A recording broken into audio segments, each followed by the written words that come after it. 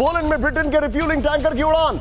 Drone घुसपैठ के बाद आरएएफ के C2 वॉयेजर की तैनाती, ब्रेकिंग और शॉट। 2 यूरोफाइटर टाइफून से पूर्वी पोलैंड में पेट्रोलिंग चल रही है। यह इस वक्त की बड़ी खबर आपके सामने आ रही है। सीधा आइए नितिन इसके की ग्राफिक्स पर, और इसके बाद मैं अशोक सर के पास आ रहा हूं। सर, आपको इंतजार कराने के लिए माफी।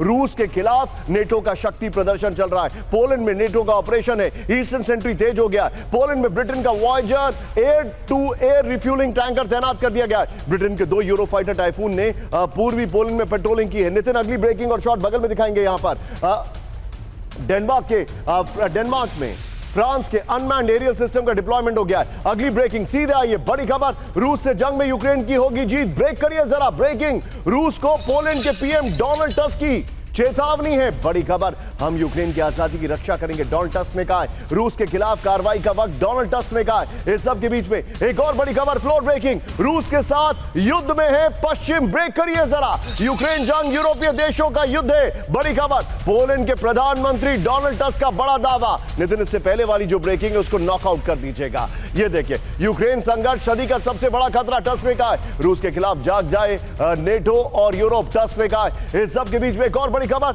मेरे बगल में, ब्रेक करिए। रूस के खिलाफ खुलकर आया जर्मनी। ब्रेक करिए। यूरोप अब रूस के साथ शांति में नहीं है। जर्मन चांसलर फ्रेडरिक मर्ज का बड़ा दावा, रूस से अब सीधे संघर्ष का जर्मनी से संकेत है। यूरोप में बढ़ते ड्रोन घुसपैठ से भड़का जर्मनी। दोनों ब्रेकिंग एक साथ दिखाइए, पोलैंड की खबर और जर्मनी की खबर। हैरान करने वाली सिचुएशन है और हैरान करने वाले स्टेटमेंट्स इस वक्त हमारे सामने आ रहे हैं। ये देखिए जरा, एक तरफ पोलैंड का स्टेटमेंट है, दूसरी तरफ जर्मनी का स्टेटमेंट है। वर्ल्ड वॉर 2 में पोलैंड को एक तरफ से कॉन्कर जर्मनी ने किया था, एक तरफ से कॉन्कर रशिया ने किया था, और अभी point bone of contention Russia है। फ्लोर पर आइए, ये देखिए, यूक्रेन नहीं, अब यूरोप वर्सेस रूस। जर्मनी पोलैंड का रूस से सीधा संघर्ष का संकेत है। ये देखिए, यूरोप अब रूस के साथ शांति में नहीं है, फ्रेडरिक मर्ज ने कहा है। रूस के साथ युद्ध में है पश्चिम, डोनाल्ड टस्क ने कहा। यूक्रेन जंग यूरोपीय देशों का युद्ध है, डोनाल्ड टस्क ने कहा है। रूस के खिलाफ जाग जाए नेटो और यूरोप, ये कहा है। लेकिन इस सब के बीच में एक बड़ी खबर मैं आपको दिखा रहा हूं। कैंप 4 पर आइए नितिन, ये ब्रेकिंग और शॉट मेरे बगल में आप दिखा सकते हैं तो बेहतर होगा।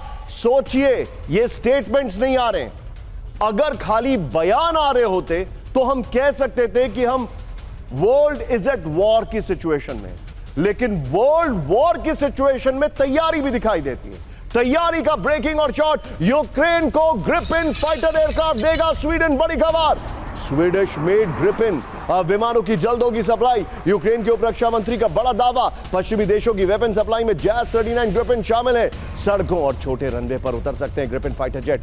नितिन, 3 ब्रेकिंग 3 शॉट के साथ तैयार हो जाइए, मैं आपके पास आ रहा हूं। लेकिन उससे पहले यहां पर हमारी अगली ब्रांडिंग, जिस पर ठीक 2 मिनट में मैं आ रहा हूं। चिंताजनक खबर है। क्यों? क्योंकि पाकिस्तान में धमाके हो रहे हैं और ये साहब बाहर घूम रहे हैं। इस सब के बीच में पाकिस्तान में धमाके और पीओके में कोहराम। ये बड़ी खबर मैं आपको दिखा रहा हूं। पाकिस्तान में धमाके, पीओके में कोहराम। वापस आइए हमारी ब्रांडिंग पर। 3 ब्रेकिंग 3 शॉट के साथ सीधे चलिए। मेरे साथ अशोक सज्जनार सर मौजूद है। सर, यूरोप इस वक्त क्या सोच रहा है, क्या कर रहा है, क्या हालात है, कोई समझ में नहीं आ रहा है, कुछ समझ में नहीं आ रहा है। और